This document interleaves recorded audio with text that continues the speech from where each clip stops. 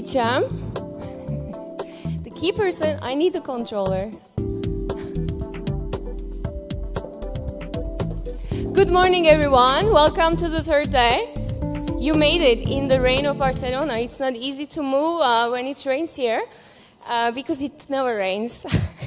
Well, sometimes.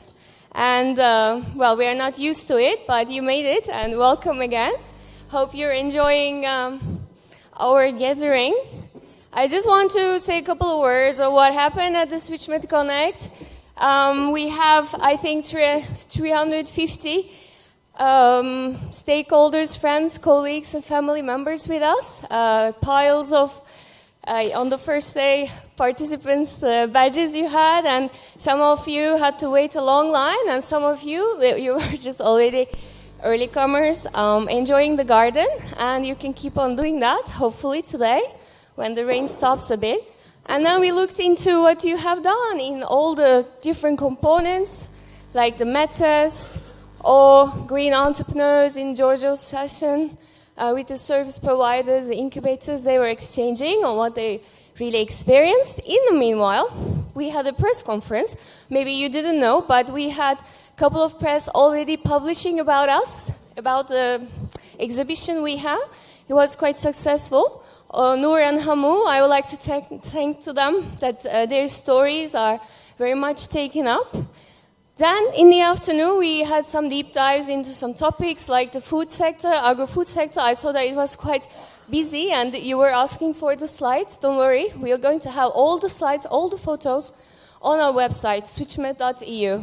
Well, the food, the first day was not so great, little, but try the ensemadas. It's from Mallorca, one of the islands in the Mediterranean, and they taste fantastic.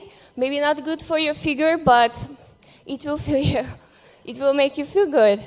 Then some Turkish, Greek music to go into the high-level speakers like Marta Subira from the Catalan government, who is a fan of circular economy, and she loved listening and seeing all the switches and the SMEs. We had a high-level panel, like here, the bird's eye view of what's happening in different components. Then we looked into the circular economy exhibition, reading, studying, but also getting amazed, seeing yourselves as the future of the circular economy. You can still go and enjoy it. It's open, as you know, for a month. And tell everyone, please, if they are visiting Barcelona, also to visit this exhibition. Again, the Turkish music. And Halil and Dora, they were, yeah, exactly, telling our stories online and also giving some enjoyment during the evening. Hopefully you can also enjoy tonight and celebrate all 3 days. Second day started with an amazing session in two of the rooms. They were connected and it was streamed online. If you have missed that session, you can still see what happened on our Facebook page. We had two moderators, Nick and Emmy, with their cameramans, following more than 20 SMEs. And here you see, it was reflected on the screen, how they really convinced the SMEs, and now they are the change makers in the Mediterranean. In the meanwhile, Mr. Popovsky and Tatiana Hema, they were interviewed in the next room, and Rosé is going to disseminate those videos also online for us. This is a session on scaling up resource efficiency. It was pretty packed with lots of reflections on how can we scale up resource efficiency. And please go and see on our website also, if you're interested, the roadmap for each country. We know what to do in the next 2-3 years to get it to even more SMEs. In parallel, there were already visitors in the Circular Economy exhibition, and we have lots of pledges on the pledge tree, I observed. And of course, Nadia, who's going to just come up in a bit. We're really working hard with the switches in order to do the Pechakucha right now. Then came the panel on circular economy, which was quite exciting to see what the EU is doing in the area of France and all our countries. So this was also web streamed if you like to watch that and all the presentations will be on our website. Right after that, we had many sector-driven sessions. For example, like tourism, or here we looked into sustainable consumption examples from Israel, Jordan, Egypt, and they're all going to be, again, on our website. Here, Hamdeh explaining in the food session. Well, again, welcome back. Just 2 quick things. If you don't have your badge yet or you didn't sign up, please do that. This is the last day. If you don't sign up and if you're sponsored, we would not be able to pay your DSA, your travel financing. Please do that, don't forget. The other thing, Anais told me we're missing 4 of those translation kits. Please give them back if you're keeping it in your bag. It might be by mistake. Exactly, they look like this, you know. So with that, I'd like to have Daniel here coming up. Daniel Hires is from ACP RAC and managing the Switches community. And up to you, Daniel. Tell us. Thank you very much, Burcu.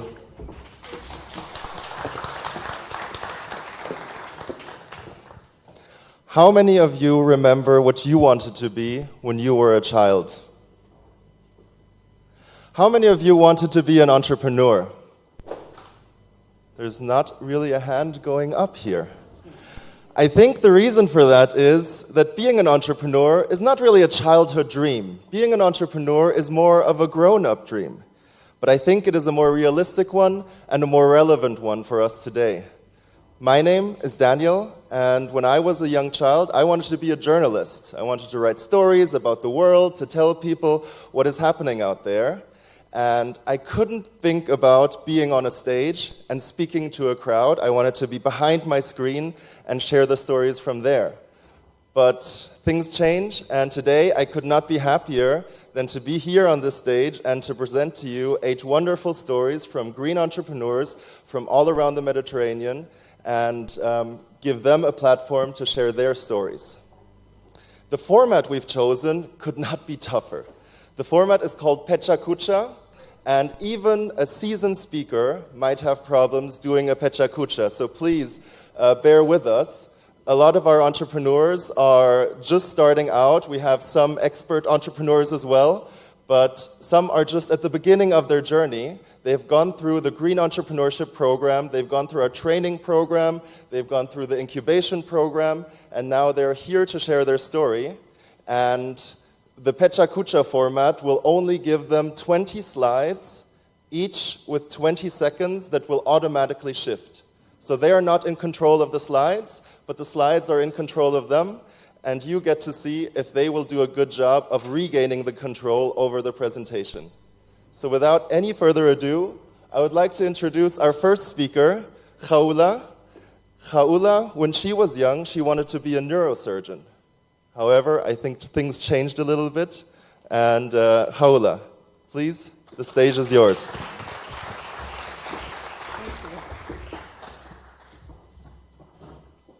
Bonjour tout le monde. It doesn't work. Ah, it's work. Bonjour tout le monde. Je m'appelle Khaoula Remmal, je suis ingénieure de formation en énergie et développement durable. Mon projet s'intitule ENRD au carré Engrais bio. Donc, je suis là aujourd'hui pour présenter mon projet qui est parti d'une histoire, d'une étude d'ingénierie.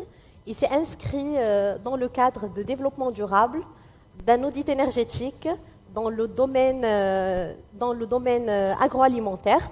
Donc, on a eu contact direct avec les agriculteurs et on a constaté, suite aux audits énergétiques, qu'il y a un problème énorme qui est répandu dans la nature, qui va engendrer une problématique qui a trois éléments néfastes pour la planète, notamment la contamination des nappes phréatiques, la contamination de la matière première qui est les bovins, et aussi la dégradation de la nature.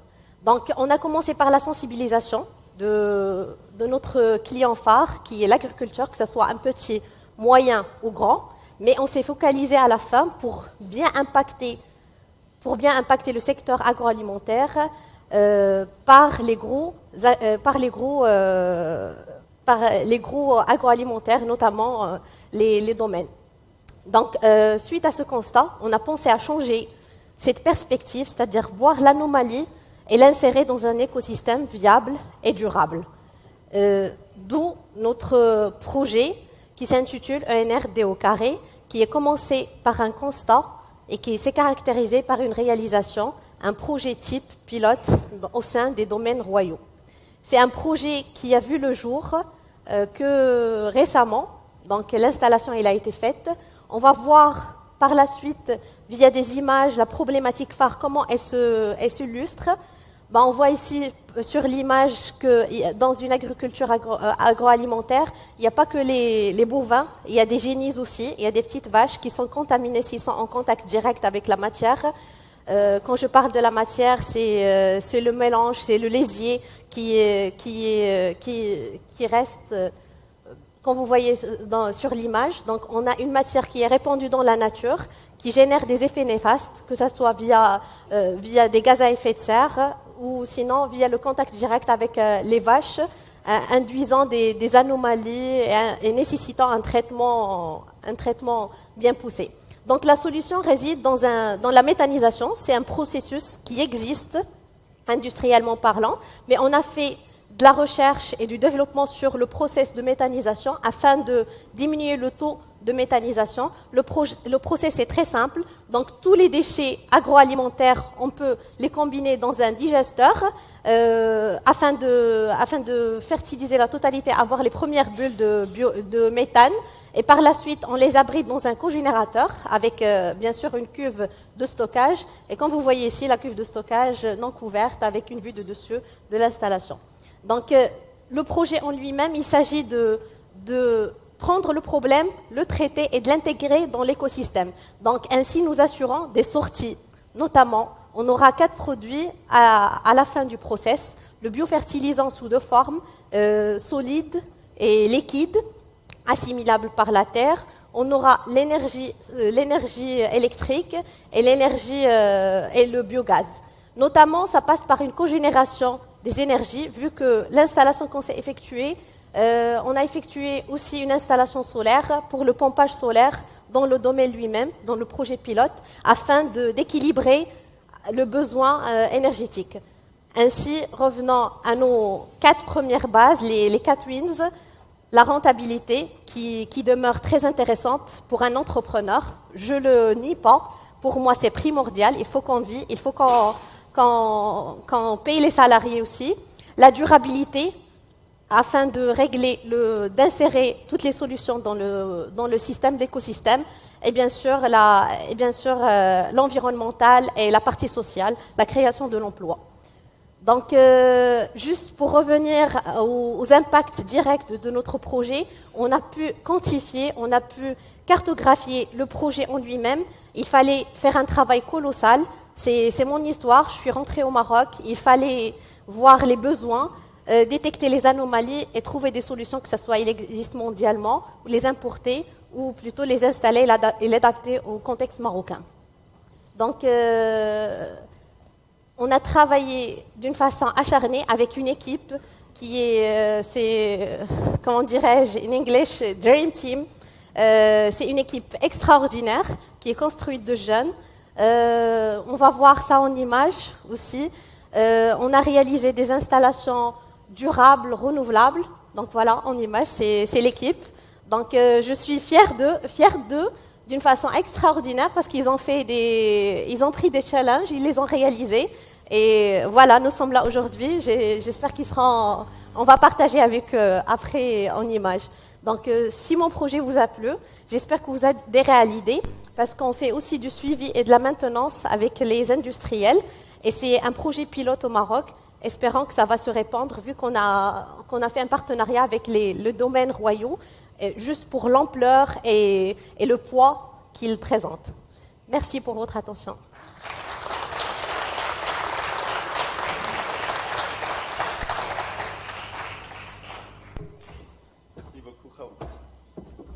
Merci beaucoup, Khaoula. Our next speaker wanted to be a Renaissance architect.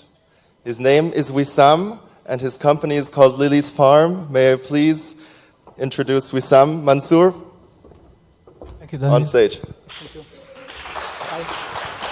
Thank you. Hi. Morning. Thank you all for being here for us today. So, as Daniel It's okay. suggested, I wanted to be a Eating. Renaissance architect simply because they did so many things other than architecture. And few of the things I do are sustainable development research and this initiative in Lebanon, which I will lead you through now, and which is all about trying to remediate and create environmental remediation in Lebanon through organic mushroom architecture. And to clarify also the namesake, Lilia is my daughter here wearing the Lily's Farm t-shirt in a market. And the idea behind the name is also to create a legacy or a generational green business, which also implies passing down the correct and the right environment for such a growth. Which is not happening at the moment, unfortunately, in Lebanon, because we have this general environmental crisis whereby we're passing down to these children quite an unsustainable ecological system, whereby in order to growth, we're sacrificing nature and creating a lot of waste in urban environments, but also this is affecting our rural environments where we have a depletion in arable lands. And at the same time, agriculture is challenged to reduce the greenhouse gas emission globally, but also in Lebanon, and at the same time to feed an ever-increasing population, which is putting pressure on agriculture and on agro-industrial initiatives. And at Lily's Farm, we try to respond to this crisis, to reverse it, using indoor agriculture, because we thought that climate cuts through the process of production and consumption, especially in agriculture, and to control that, it was suitable also to create indoor farming solutions. And for an application, we chose mushroom, simply because mushrooms are nature's decomposers. Most of the mushrooms we have in nature are primary decomposer, in that they are able to break down organic matter from plant life and help them towards a better photosynthesis and therefore reduce greenhouse gas emissions and cool down Earth. In nature, as we're seeing here, they help plants to break down the carbon nutrients from their root system and help them uptake better water and nutrients together with the water. So that's how nature does it, and how do we do it at Lily's Farm. With so little, we started with so little financial resources, so we had to scale down expensive and complex production processes of climate control systems prevalent in the mushroom industry. And to do that, we have designed our own custom-made climate control using open source technologies. We had also to be sustainable and quite close to the natural resources in the Bekaa Valley, and we had to source the primary materials, the agriculture byproducts and waste from the Bekaa Valley and upcycle them into mushroom growing substrates and then mushroom products. Now, mushrooms are environmentally very, if you want, sensitive. They are sensitive to temperature and they are hydrophobe in that when it rains, they feel endangered and they feel that they have to pass on their genes to further generations. So we created, therefore, this system to kind of control and give them optimal conditions to grow.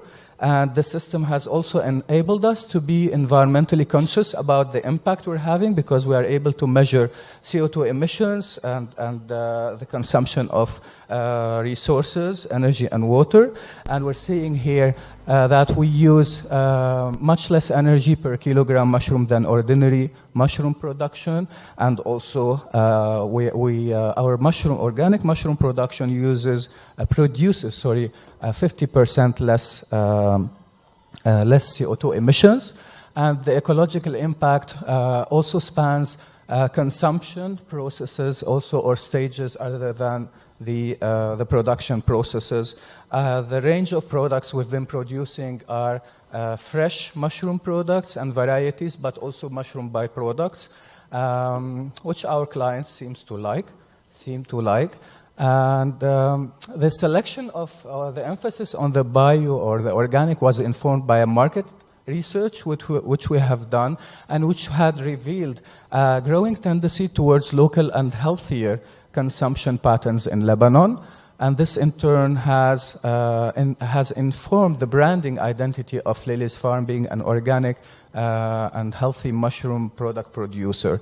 So therefore, we want to scale up the production from being currently at 3% organic mushrooms to boost it to 12%, because the more we grow organic mushroom in Lebanon, the less greenhouse gas emissions we will have, as I explained. And to do that, we have designed scalable growing units, and we're seeing here the 3 different scales, together with our automated product support, which I've explained, and repeatable growing cycle. We could boost this effect, and we could meet market demands.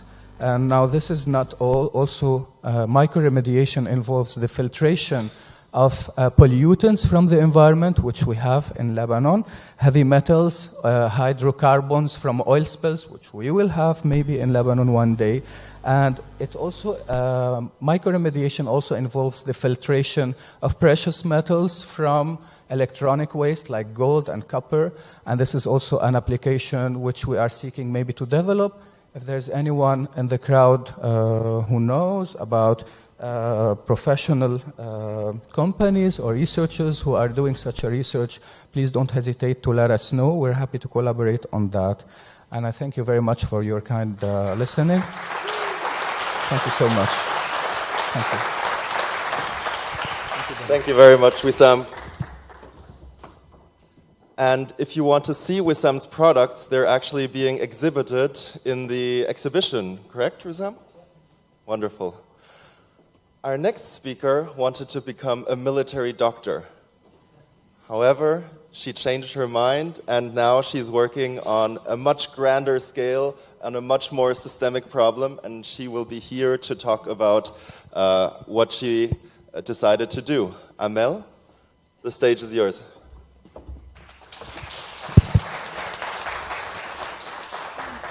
Bonjour à tous, je suis contente aujourd'hui d'être parmi vous et de partager mon expérience. Donc mon passage d'un docteur, on va dire, militaire à un entrepreneur. Donc je me présente, je suis Amel Ould Amer, je suis fondatrice et manager d'Optima Décision. Optima Décision est un bureau d'études spécialisé dans la mobilité et les déplacements. Donc mon histoire d'Optima Décision, j'ai commencé comme tout le monde, comme salarié dans un bureau d'études en Algérie qui est spécialisé dans les travaux publics. Et là, j'ai découvert qu'il y avait quand même une spécialité qui est les études de trafic routier. J'ai travaillé pendant 7 ans là-bas et j'ai décidé de partir en France pour une nouvelle aventure, pour faire des études et revenir en Algérie dans le cadre d'un programme franco-algérien, le programme PASSEM, programme de création d'entreprises innovantes en Méditerranée. Donc pour l'histoire, je suis d'Alger, une ville connue par Alger-la-Blanche et qui a quand même un énorme problème qui est la congestion. Donc toute la beauté de la ville d'Alger est un petit peu gaspillée par cet embouteillage. Les études montrent que pratiquement 500 000 véhicules sont bloqués quotidiennement dans un embouteillage de 2 heures. Et aussi, des fois, pour ces 12 kilomètres, on fait 3 heures de route. Alors, tout ça donne vraiment des résultats néfastes qui sont pratiquement 200 000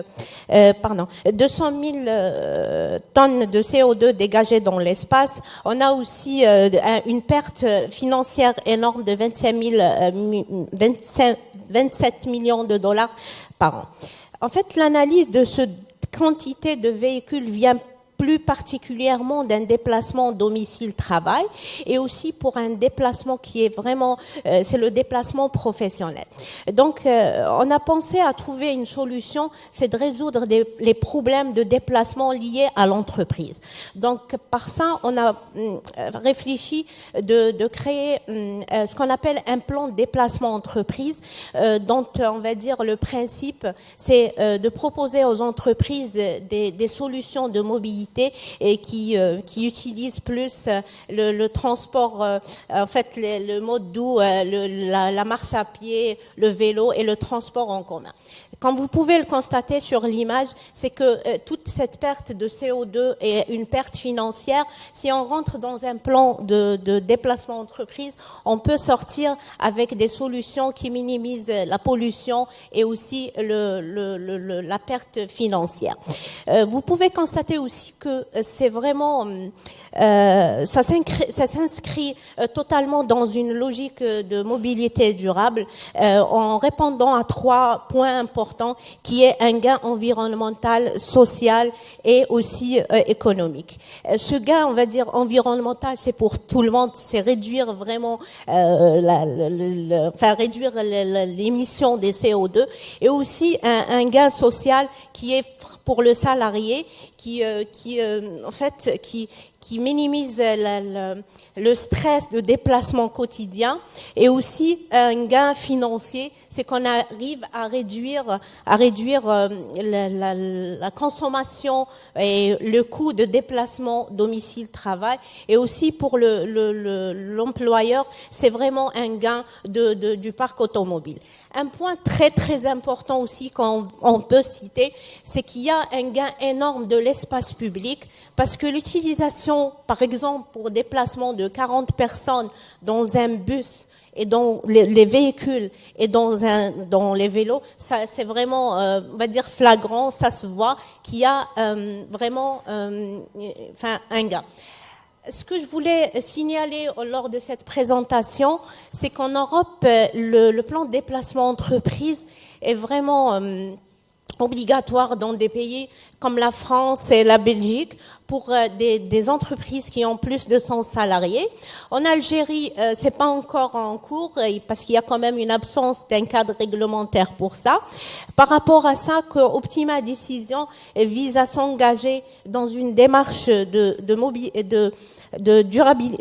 développement durable et plus particulièrement dans la mobilité durable. Actuellement, je travaille avec Madame Harbi qui m'accompagne en Algérie pour plus de sensibilisation pour tout ce qui est institution et aussi toutes les entreprises qui ont quand même une conscience pour l'environnement. Donc, on essaye de détecter quelles sont les entreprises certifiées ISO 14001 pour voir qu'ils sont vraiment sensibilisés pour la question de développement durable.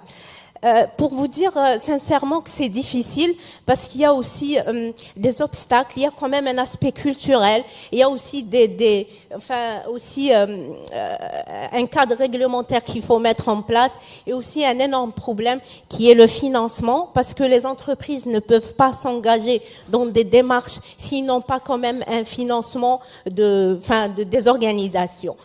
Donc, comme je l'ai dit, il y a un travail qui est, on va dire, scientifique et un travail d'études et tout, mais il y a un énorme travail de sensibilisation sur l'importance de la mobilité durable. Voilà. Donc, je vous remercie pour votre attention. Merci à vous. Merci beaucoup. Merci beaucoup, Amel. Our next speaker is a past future fireman. He didn't become a fireman, however, but he started a business. And to be honest, if he would bring his business here to Barcelona, I would be his first customer.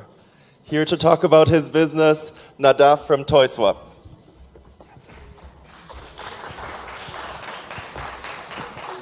Hi all, my name is Nadav Leshem from Israel. I'm very excited to be here.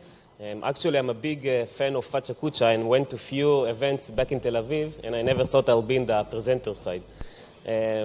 Anyway, I'm thankful for the opportunity to present you my business, Toyswap, and the journey I did. So I want to begin with introducing you the real founder of Toyswap, my son, Sadeh, a 3.5 years old, cute little boy who loved playing with toys. The problem is that he replaces them every 2 weeks.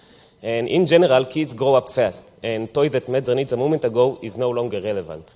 And we, as parents, find ourselves standing in front of a big mountain of unused toys that, besides the clutter and the storage issue, it's a huge waste of natural resources and has a negative impact on the environment. And how come? Because when we come to buy a new toy to our kid, we need to choose rather to invest our money in a high quality and expensive toy or a cheaper one that's usually made out of plastic. Now, because we know that the time of use is a very short time, we'll probably go for the cheaper one and fill our houses with a lot of plastics and later our landfill. And I don't need to explain you why it has a negative impact on the environment. Now, besides the waste of natural resources, it's also a waste of money. How much? It's $500 per family per year, per kid per year. Now, my story began when my son took his first steps, and I wanted to buy him a baby walker. But I knew that by definition, it will last for only 2 months.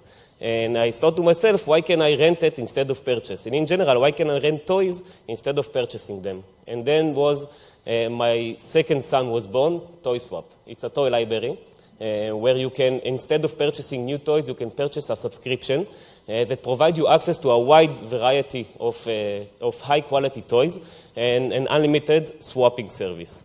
Now, after you purchase your subscription, you can choose toys and play with them as long as you like. And when your kids finish, you can just return them to the library and take new ones instead. The returned toys will go through a cleaning process and will go back to the shelf until the next kid will enjoy them. Now, you all probably recognize this shape. It's a circle. And Toyswap transformed the toy market from a linear consumption where each toy being played by one kid to a circular economy where each toy is being played by many kids and each kid is playing with much more toys, reducing the waste dramatically. Now, I'm putting a lot of effort in picking my toys, very quality ones, focus on wooden toys, and expensive ones that the usual family think twice before they bring them or purchase them to their home. And the price is between 12 to 25 euros per month. It depends on the quantity of toys that you choose to bring home. And it's a fixed and fair price, so you won't have any budget surprises like when you are entering a toy store with your kids that just want it all. So for those of you that think it's a bit expensive, I want to emphasize the change in philosophy, that Toyswap is not selling toys, it's selling playtime. Now, if you take the same $500 that I presented earlier and go to the nearest Toys R Us store, you can buy between 10 to 15 toys with a lot of risk on the playtime. But if you invest the money in a Toyswap subscription, you'll enjoy almost 1.5 years of continuous playtime for your kids. So if one toy is not good, so just replace them with another and keep a high level of interest for your kid. So I took this model and started a pilot. I went to kindergartens and started reaching out for young parents and tried to recruit them. And I was surprised by the demand size. And very fast I found myself with few dozens of paying customers and did a lot of swaps. And I also got a lot of interest from the media. I had few newspaper articles, and I also found myself wearing makeup for 3 days for TV morning show. The business took me to places that I never thought I will be. But something along the way was still missing. My customers, the kids, didn't know each other. And I'm a great believer in community. And I wanted to leverage the power of community and the power of the toy library to leverage from one on another. And I pivoted a bit and started to open local-based, community-based libraries where kids can play and meet and play together. Parents can meet and connect with each other. And they can also touch and feel the toys before they take them home. I also want to use these centers in order to add an educational activities for sustainability and circular economy. And a few weeks ago, I opened my first toy library in Kfar Saba. Very successful team now. A lot of people, a lot of kids come to play. And I already got some requests from other cities as well to open in their cities. But my dream is to use these centers and don't stop only with toys. So my bigger vision is that I want to add to these centers more and more products and shift more and more markets to the circular economy. So everything that can become circular, I believe that will become circular. And for sure, toys are not an exception. And it's only a matter of time and people to understand this model and to adapt it. And before I finish my presentation, I wanted to say a few words about this special and unique event here, because you usually don't see those flags together on the same stage. And for me, it's giving me a lot of hope that when we have a common goal, and the Mediterranean Sea is a common goal for us, we can cooperate and work together. And all we need to do is just find more and more common goals. So thank you very much for listening. I invite you to come to me if you want more tips or information. If you want to establish your own local toy library in your place, feel free to come to me, and I invite you to join the game. Thank you very much.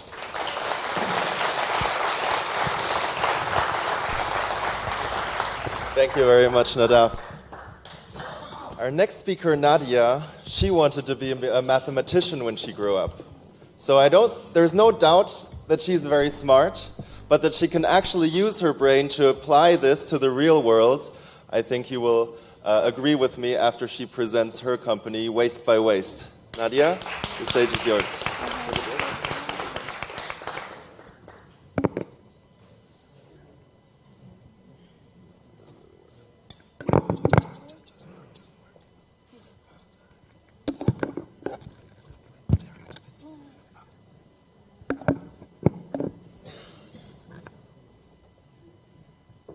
Sorry. Good morning, everybody. I'm Nadia, and I'm presenting my team, which consists of Hebadwek and Remmal.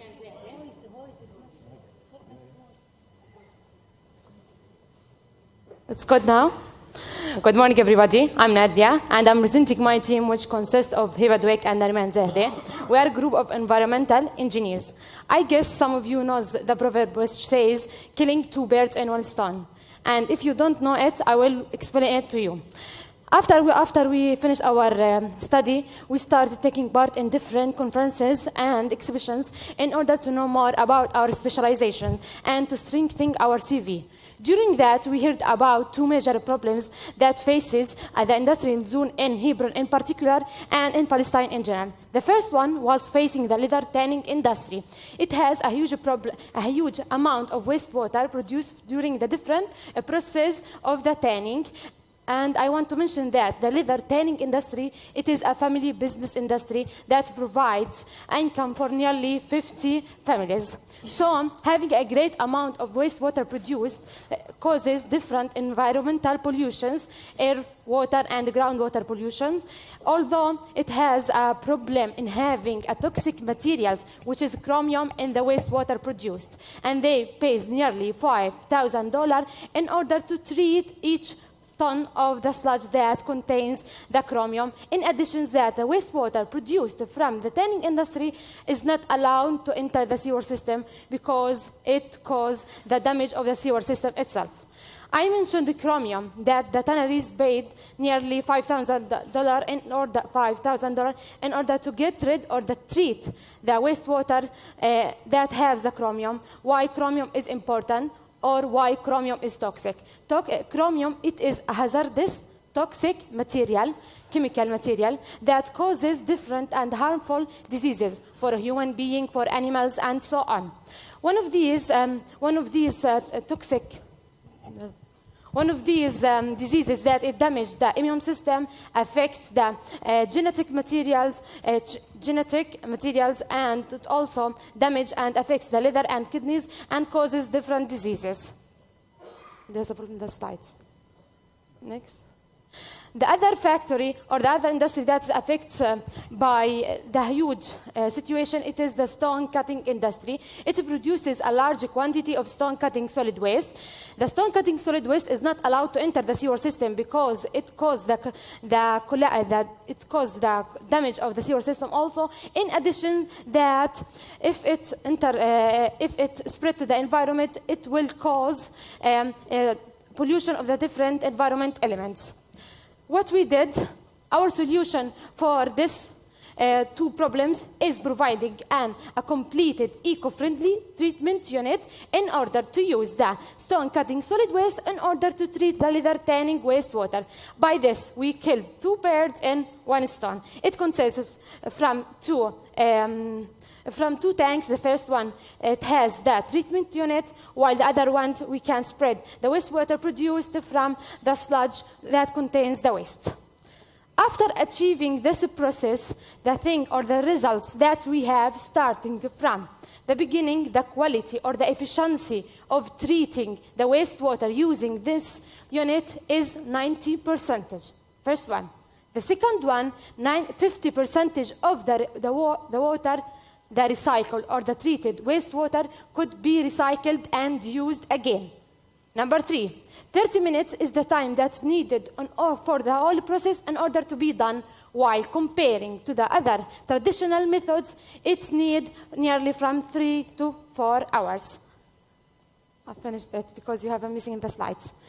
After that, as I said that comparing to the other traditional methods, it needs 3 to 4 hours in order to finish the whole treatment process, while in our unit we need only 30 minutes. This is very one.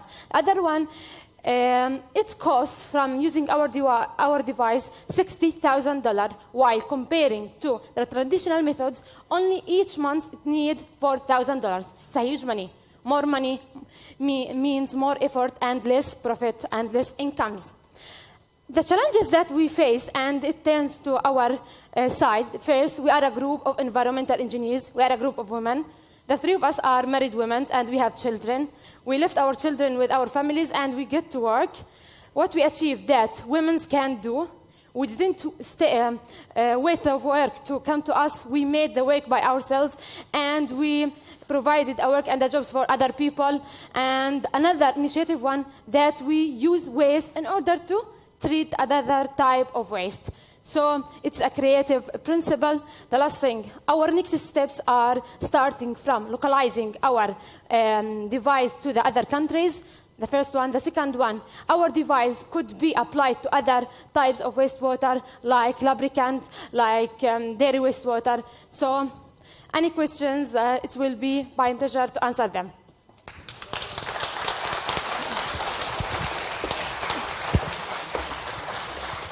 Thank you very much, Nadia. You're welcome. I'm sorry for the technical malfunctions. The presentations are going actually backwards. If the technician hasn't figured it out, some of the presentations you actually have to click backwards to go to the next slide, just because of the way PowerPoint is set up in some of them. Well, she wasn't only intelligent, she was also witty. However, our next speaker, he is also very witty, and he wanted to be a pilot when he grows up. But instead of actually flying you here to this event, he will bring you on a much more climate-friendly trip.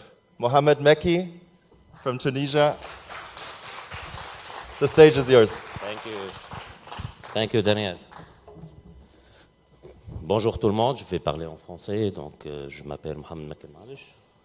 On peut lancer. Alors, ce chiffre, 32 milliards de tonnes de rejet de CO2 dans l'atmosphère, c'est le chiffre qu'on a rejeté depuis l'existence jusqu'à l'année 1960.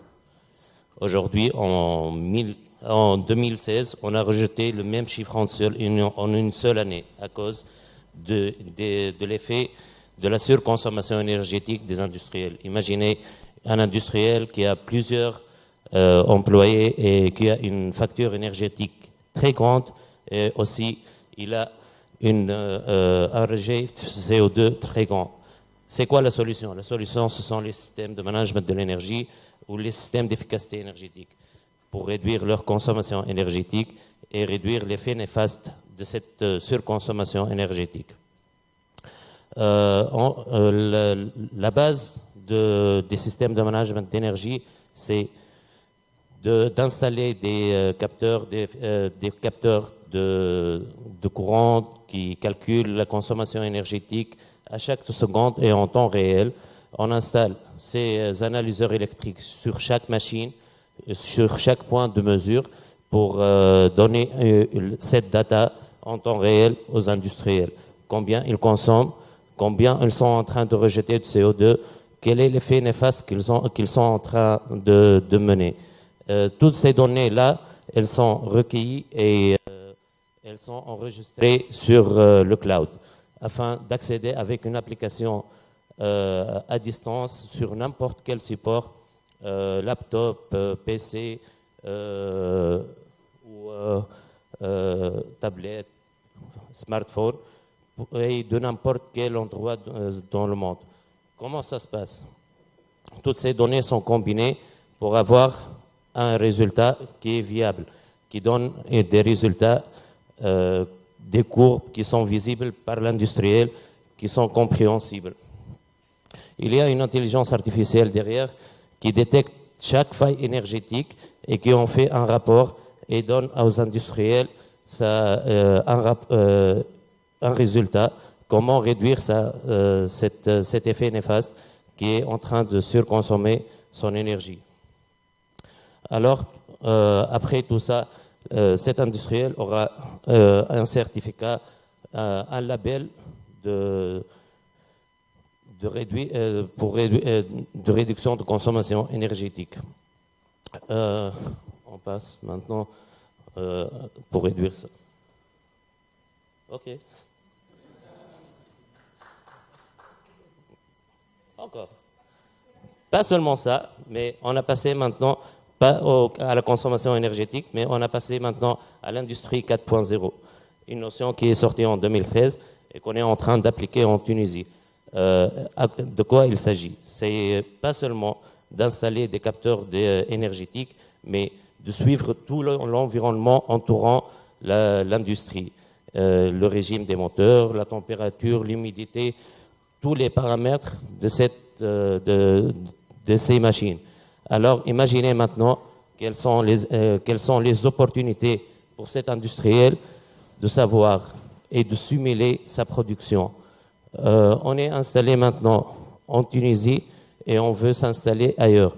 Notre objectif, c'est d'atteindre plus de monde, plus d'endroits et d'atteindre tout le monde dans cette vision qui est futuriste, un peu futuriste, mais elle existe maintenant. On est en Tunisie et s'il y a une personne qui veut adhérer à notre système, à notre vision, qu'ils peuvent nous contacter. On est là, on existe. Vous avez nos contacts, vous aurez nos contacts, nous serons dehors. Et merci pour tout le monde.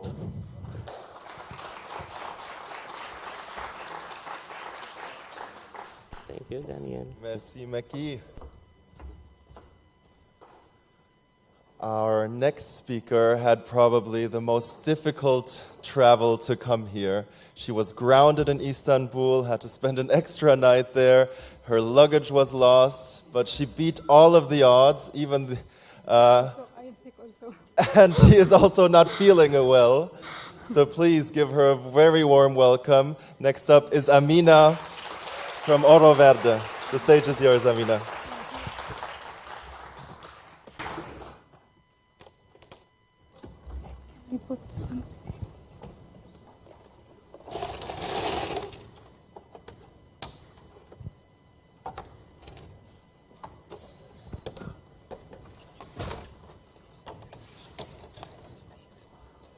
Here, I put here, it's okay? Or I put... You can put it in the center. Yes, yes, I know.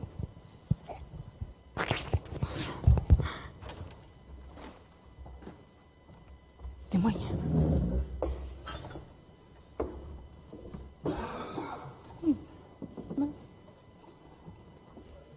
All right. Thank you.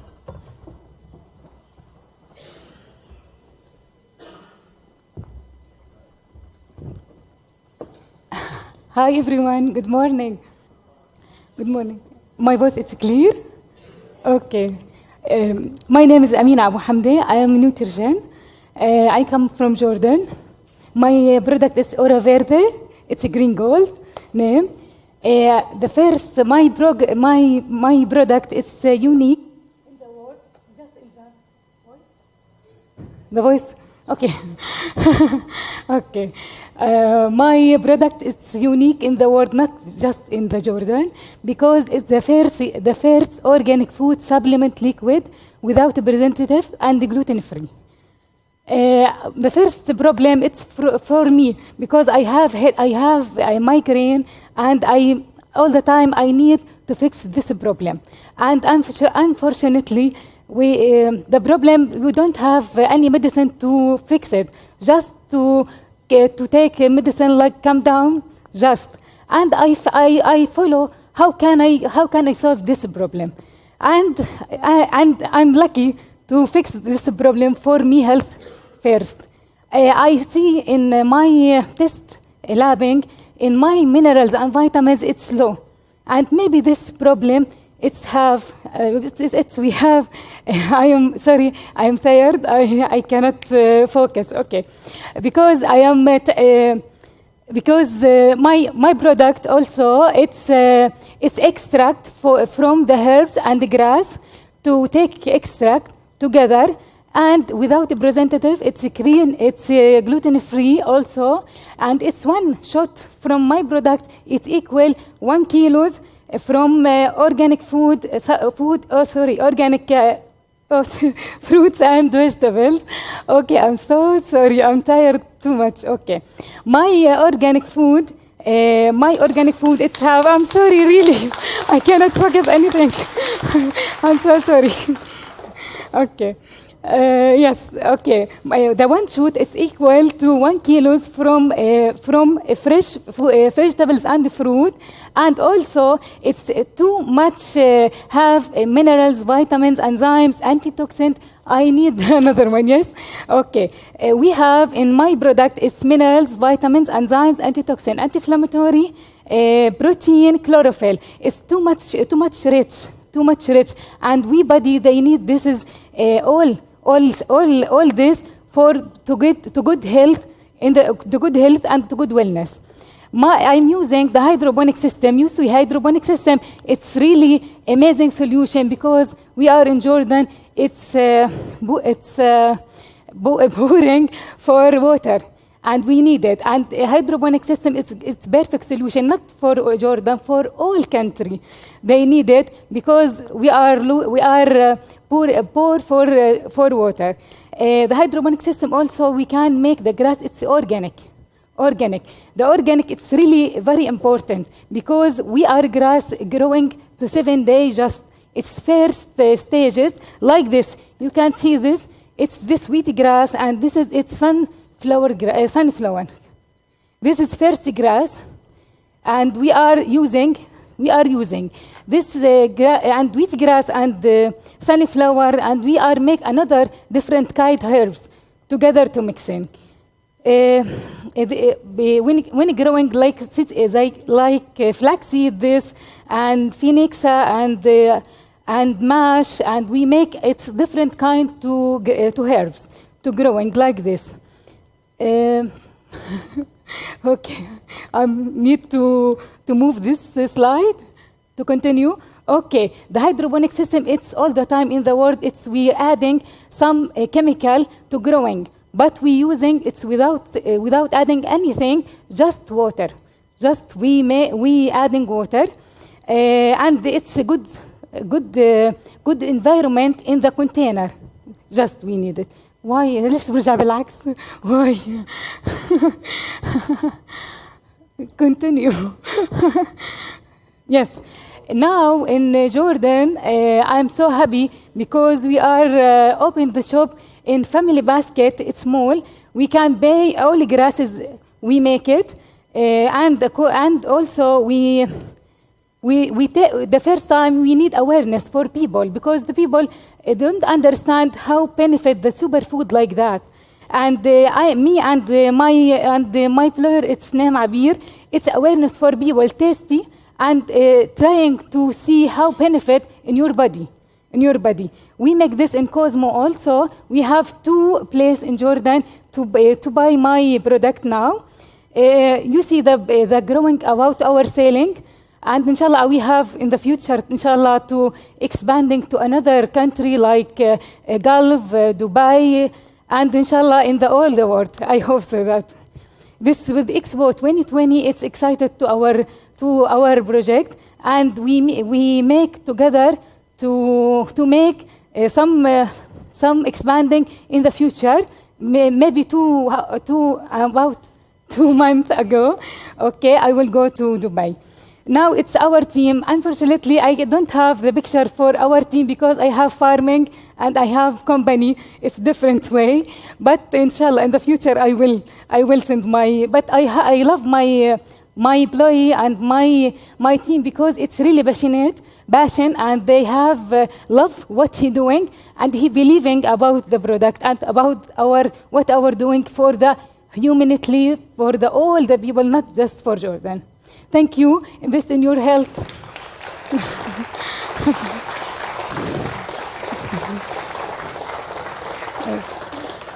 Secondly, this is my shots. If you want anyone to trying, you're welcome. I have 10 like this. It's a sweet, like parsley, like mint with a sweet pasty. If you want, okay, you can trying, okay? Thank you. Thank you very much, Aminah, and I'm sorry again for the technical problems. Our last speaker of the day, he also wanted to be a pilot. However, I think he also settled into a more sustainable form of transportation. Here to tell you all about it is Mohamed Samy.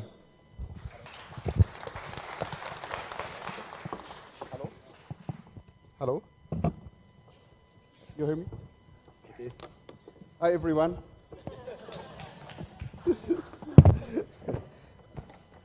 I am Mohamed Samy. I am from Go Bike. I am from Egypt. First, I would like to ask you, does anyone have a bike? Raise your hand, please.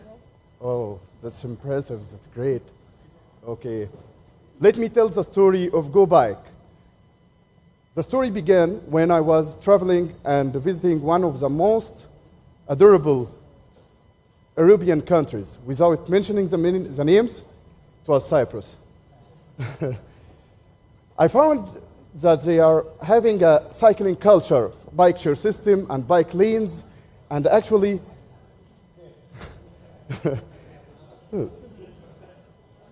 I got the idea, why not to transfer this culture to Egypt? Okay? So it was my dream to transfer this culture to Egypt. Actually, I came back to Egypt and started to talk about my idea and my dream with my friends, and they said, "You are a crazy man. We cannot even walk in the streets, so can we ride a bike? You can."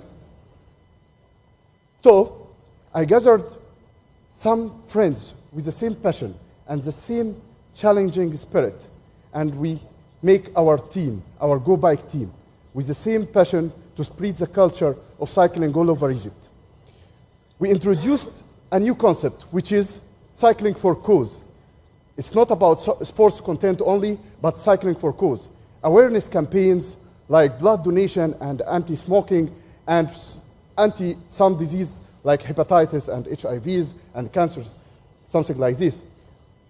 We bought some bikes and we rented a warehouse to store our bikes, and we can provide bikes for people who have no bikes. Okay? We make special events every Friday morning with a low traffic inside Cairo streets.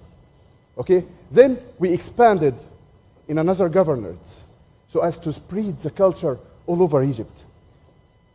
And one of our special events is blood donation and autism and Down syndrome, to make the community is more friendly with these people.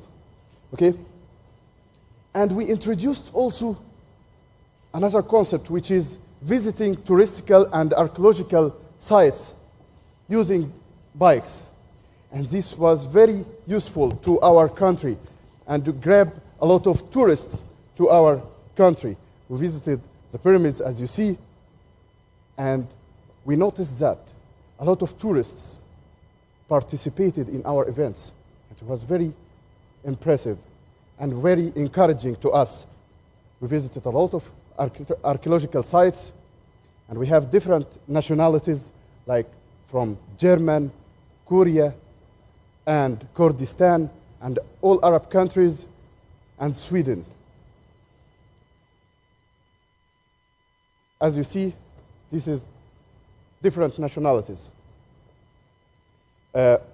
participated in our events, and we got a feedback from all the countries, and this encouraged us a lot. Okay? Then we introduced, it was a community need A lot of people saw us in the streets, but they don't know how to ride a bike. So we introduced a cycling school. It's Go Bike Academy or Go Bike School to teach people how to ride a bike and to expand our community and to expand the idea. We also encourage the parents to get their children and ride with them. And this is a community leading, because these children will be our steering committee next generation. Yes? Our success indicator is the participation of this age group. Actually, from 7 years old up to 73 years old. And this guy is 73 years old. And this proves that age is just a number. We have a different age group from all youth. Our success indicators also is to move from bike renter to a bike owner through raising awareness. So a lot of people ask us about how can I choose my bike? I have a small budget, can I get a bike? So we can nominate him a bike. Also, participating of girls, and you know that in Arab countries, especially in Egypt, this culture is not very great. So moving girls with bikes in the streets safely makes Egypt more safe and reflects a safety picture for Egypt. And we are first introduced the bike racks so as to complete the cycling environment in Egypt. We are trying to complete the photo of cycling culture in Egypt. So also we introduced some corporate social responsibilities for some corporates. Sorry. Because they believe that cycling delivers a message nowadays in Egypt, like World Diabetes Day, for example, with AstraZeneca, for example. We made a sports societal revolution. Our main goal is the love of our country. Our main goal is to make our country the best. We have all the same passion. We would like to make our country is the best country all over the world. Thank you, and hope you enjoyed my presentation. Thank you. And don't forget, when you come to Egypt, you must ride with us. Thank you. Great. Thank you very much. Stay with me here on stage, and let's get all the speakers on stage, because we are now at the end of the Pecha Kucha. You've made it. 8 very compact, very quick presentations. And please, while all of these presentations were interesting, they were entertaining, I would like you to not forget that this is just the proverbial tip of the iceberg. Yes, one more round of applause for our speakers. These 8 projects stand for hundreds, if not thousands, of other entrepreneurs who are not only looking to make a buck, but also looking to build business models that will make our planet and their countries a better place and a greener place. They've all been part of our training program. They've all gone through the incubation, and they spent the last 2 days working hard with our team to bring you this presentation. And as they are just the tip of the iceberg of the entrepreneurs, I am just the tip of the iceberg of a huge team that is behind me. We have Mireya and Hichem, who are working all behind the scenes to make these presentations work out. We have a team of switchers that are bringing these stories to you on a website called theswitchers.com, switchers.eu. And we have the whole green entrepreneurship and civil society team behind Giorgio that is working countless hours to bring training and incubation to entrepreneurs who really want to make their adulthood dream a reality. And if I can encourage you for one more thing at the end of the day, it's called SwitchMed Connect, and I think we have here the talent, we have the network and probably also the money here in the room to help many, many more entrepreneurs realize their adulthood dream and also make the Mediterranean a better place. So please connect with each other, connect with these entrepreneurs, and then join me in having one more applause for the entrepreneurs. Thank you. Just a minute. And I want to speak on the name of all of us. I think that thank you, Daniel, for the trainings you give us, and thank you, SwitchMed, for the support along all the way. So thank you very much.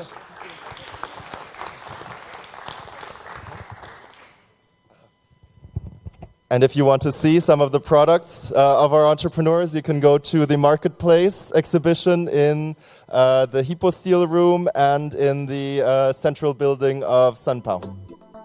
Thank you very much.